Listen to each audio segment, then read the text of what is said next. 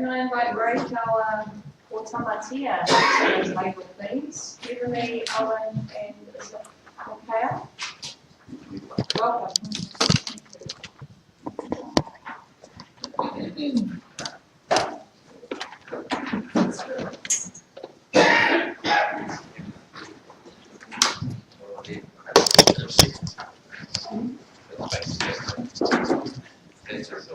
So Beverly, we're in your capable hands. You've seen our roles. You have 10 minutes. You can spend as much time as you like talking through your submission, but please know that we have received them and we've read them. Yes. So it's up to you how much time you want to leave the question. 5 minutes okay for you? Oh, yes, you go for it. Thank you for allowing us to speak to our submission. I am Beverly Aldridge, President of Otamatea Greypower. This is my husband Owen and their son Michael. The bill is about legalising CBD, which we believe should be legal. There is no psychoactive substance in CBD. The World Health Organization and many countries now acknowledge that there is no psychoactive substance in CBD.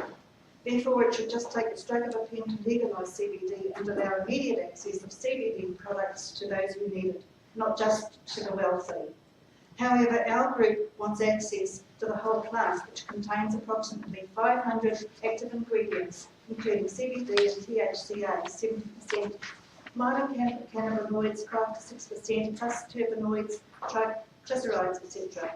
We have submitted evidence that using the whole plant gives the entourage effect. Different diseases require different parts of the plant, and current legislation benefits only those for whom CBD only would be of benefit. Each time the plant is processed, it diminishes its value, such that to have CBD only at 98%, all of the other components are virtually destroyed, and citrus flavonoids are added back to try and make it effective. Many elderly New Zealanders are suffering from debilitating or degenerative diseases. It is sad to see people who have been intelligent become forgetful or in the early stages of Alzheimer's, when we have read studies showing that cannabis can reverse it or stop it developing further. Israeli research on humans demonstrates THC helps Alzheimer's patients. Research shows that the endocannabinoid system is activated immediately after injury. There are many elderly who are suffering from strokes, traumatic brain injury. Cannabis blocks the release of the compounds that cause secondary damage to brain cells. It has been found to decrease the intensity and duration of toxicity to brain cells and enhance brain cell survival after injury. Endocannabinoids are anti-inflammatory and antioxidant.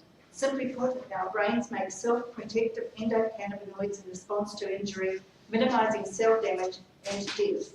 A stroke at our ages destroys a couple. The injured partner may go into care, leaving the other floundering and having to also go into care. Or they may struggle to look after their partner. Research shows that with access to raw cannabis, this may be preventable. It is also a lose-lose situation as we become costly to the state with care and medications. For those who were previously independent souls, life is unbearable. As strokes are common in our age group, we must have the human right to prevent or ease the debilitating effects of strokes by growing our own cannabis. I repeat, research showed it was the THC component that was effective, but it would have worked synergistically with all of the other components. Owen broke his back in 2007, osteoporosis has developed at the break site, and pharmaceutical painkillers do not work. Because cannabis is prohibited, he is unable to have any relief from pain. When he had a heart attack brought on from fluid surrounding the lungs and heart, he was prescribed 18 pills and almost died, with all of his internal organs failing, until the hospital told the prescribing doctors to take him off most of the drugs, at which time his body, together with health supplements, was able to heal. However, he suffered a permanent insult, and now his kidneys are hardly functioning. Members are suffering from glaucoma. A specialist has told us that there are few cases of glaucoma in the north, an area of high cannabis use. Yet through prohibition, we are denied access or ability to grow cannabis to stabilise eye pressures. It is protocol to prescribe the elderly with aspirin, yet 12,000 people a year die from aspirin. Funding for fentanyl has been increased, and it has a terrible record for deaths. We sent you a time clock of deaths that have been recorded since 2000. You say we can't grow our own cannabis because of dosage implications, yet there have been no deaths recorded from cannabis alone in the last 11,500 years. Dr. Jonathan Coleman told us that in New Zealand, it is not compulsory to record deaths from pharmaceutical drugs.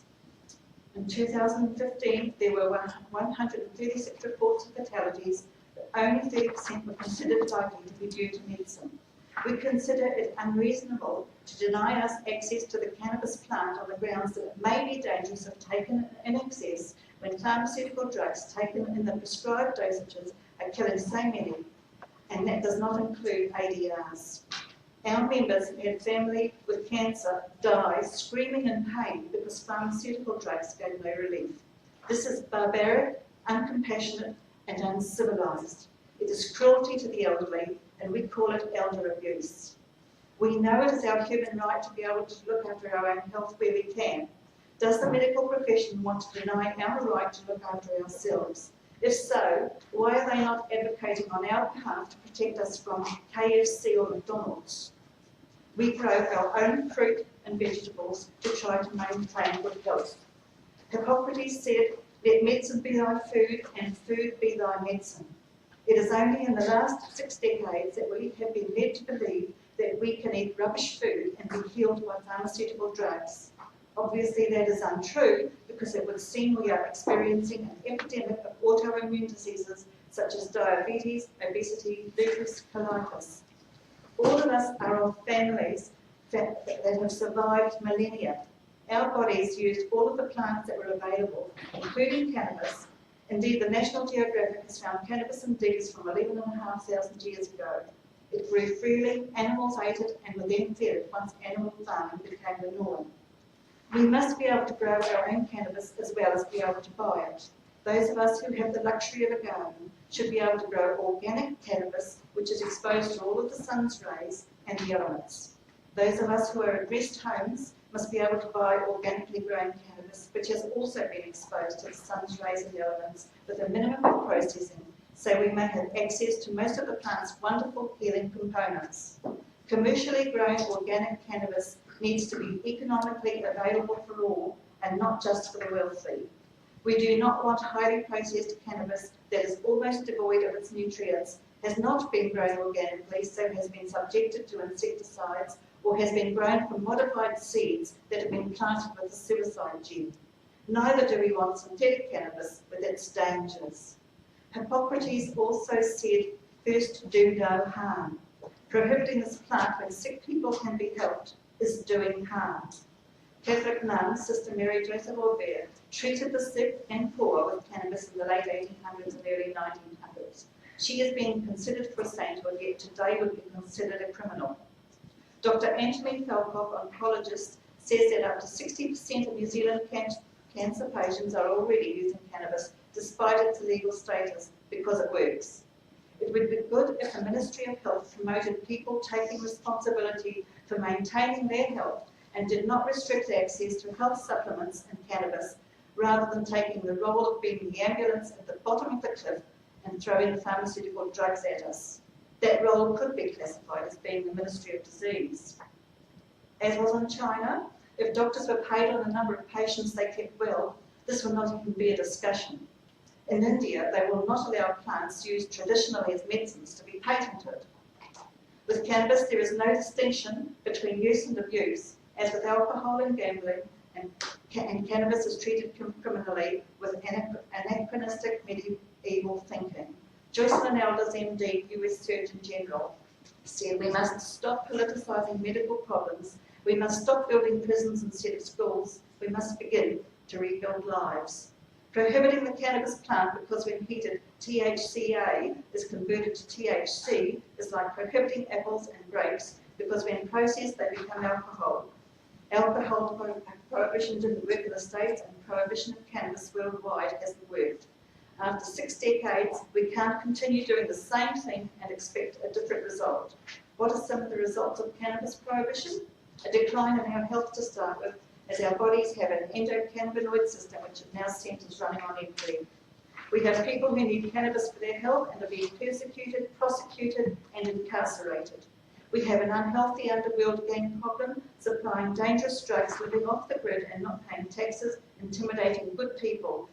Good people should not have to mix with gangs to get their medicines. Good people are denied work and being able to travel because of convictions and jail time. Children are being brought up in poverty because their parents are no longer able to gain well-paid employment despite their qualifications. Before the recent successful raids on cannabis, New Zealanders were probably the highest users of cannabis. Unfortunately, they now have gone to tea because it is more easily accessed and does not affect their work because it does not stay in the system. However, we are having more violence. We are entitled to live our later years in an optimum of health using whatever plants were laid at. It is our human right to choose our medication, traditional and natural medicine or chemical allopathic drugs or a combination of both. Prohibition is a denial of our human rights. We speak for the intimidated, the silenced majority. Thank you very much. Any questions?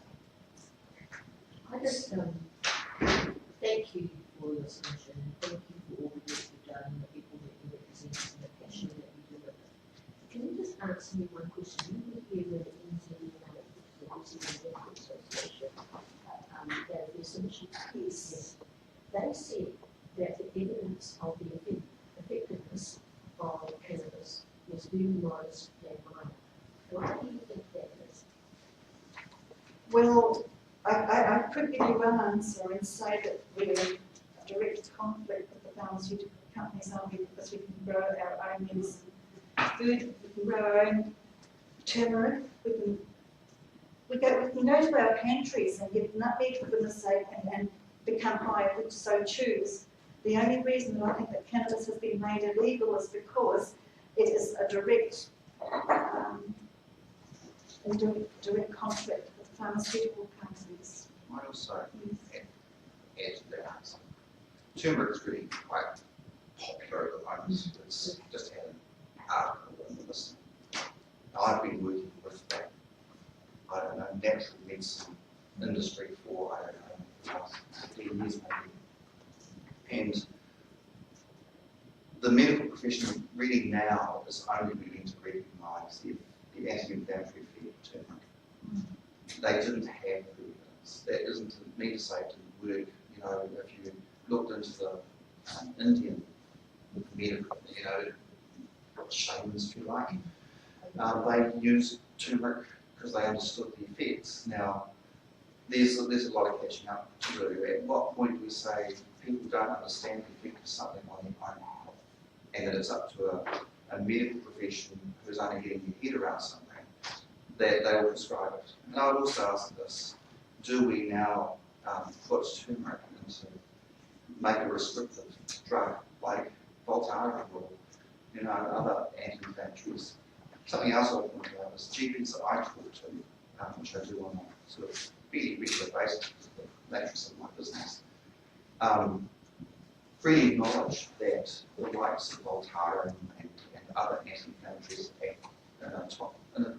are toxins, whereas turmeric, because it is a whole food, is easily understood by the body. And I think this is part of the situation that we find ourselves in with marijuana. I would add, my sister died from Voltaren because her doctor prescribed it for 20 years. It was a stroke. So we prefer to go to natural plants, our traditional medicines that have kept us alive for thousands of years. Thank you, Viv. I just wanted to make a comment, and it is about that, what is a medicine Yes. versus what is an actual product. Yes. Yeah, I mean, from what you've said, I know the way that you consume, would like to consume cannabis is in a way that is beneficial through smoothies and Yes. other things. I mean, the problem is how we use it.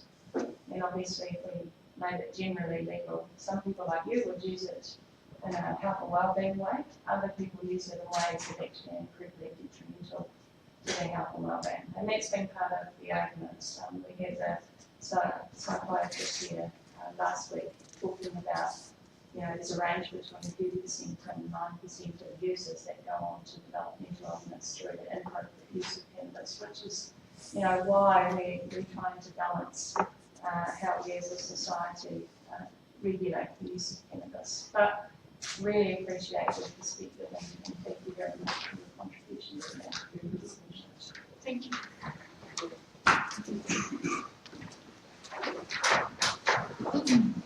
So we've got another group-wide study conference, multiple sclerosis society.